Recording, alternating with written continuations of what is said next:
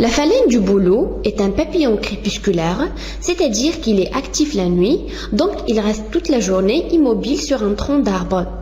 Il existe deux formes de phalène du bouleau, une forme claire, blanchâtre avec quelques taches sombres, c'est le type moucheté, une forme foncée, presque totalement grise, c'est le type mélanique.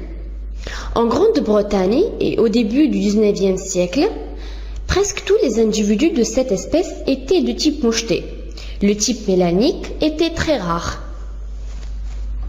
Vers la fin du 19e siècle et le début du 20e siècle, le type mélanique est devenu plus fréquent dans les régions industrialisées. Mais dans les régions non industrialisées, le type moucheté est resté le plus courant. Donc, comment expliquer l'évolution de ce papillon vers le type sombre dans les régions industrialisées? Après plusieurs années de recherche, on a découvert que les produits polluants provenant de l'industrie tuent les lichens qui poussent sur les troncs d'arbres, laissant ceux-ci nus et sombres. Par conséquent, dans ces régions industrialisées, le type mélanique est camouflé sur les troncs d'arbres nus sans lichen. Le type moucheté est au contraire bien visible.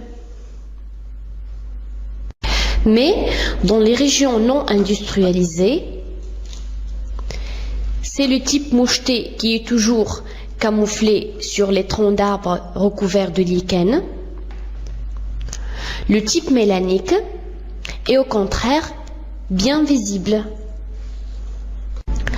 Ainsi, dans les régions industrialisées, les oiseaux prédateurs capturent les papillons non camouflés, c'est-à-dire le type moucheté, car ils ne peuvent pas repérer le type sombre sur les troncs sombres.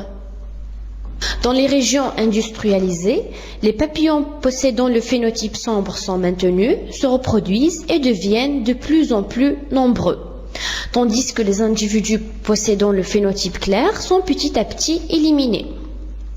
Donc, le milieu favorise les génotypes les plus adaptés, c'est-à-dire capables d'échapper aux prédateurs, et élimine les moins adaptés.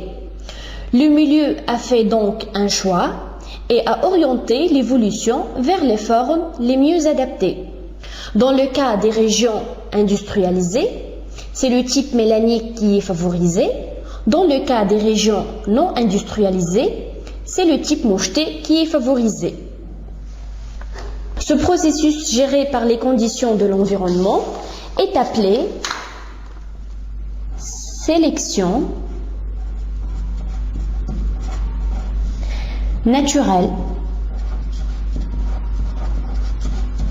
La sélection naturelle est un processus qui oriente l'évolution des êtres vivants vers des espèces de mieux en mieux adaptées aux nouvelles conditions de l'environnement.